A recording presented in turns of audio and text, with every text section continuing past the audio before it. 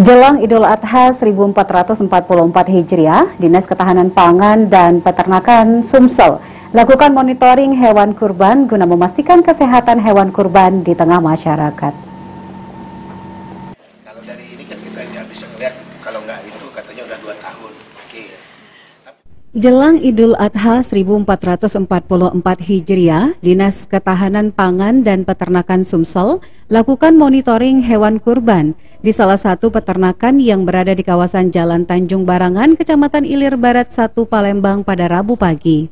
Monitoring hewan kurban sendiri merupakan hal rutin yang dilakukan setiap tahun oleh pemerintah Provinsi Sumsel guna memastikan kesehatan serta kelayakan umur hewan kurban yang akan disembelih pada Hari Raya Idul Adha.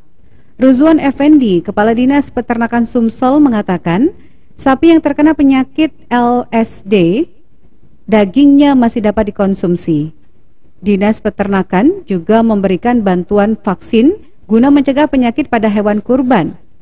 Dihimbau kepada para peternak untuk memperhatikan kebersihan kandang dan pakan agar penyakit pada hewan kurban tidak terjadi.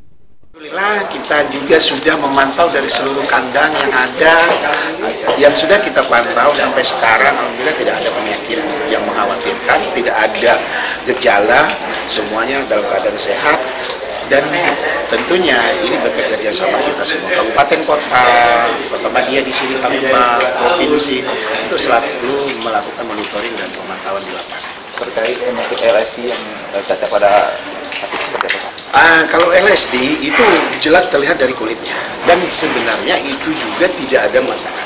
Tidak ada masalah. Dagingnya masih bisa dimakan, tapi tentunya dari penampakan. Tapi dari segi selama pemantauan kita tidak menemukan, dan kita juga sudah memberikan vaksin bantuan, walaupun mungkin tidak secara menyeluruh.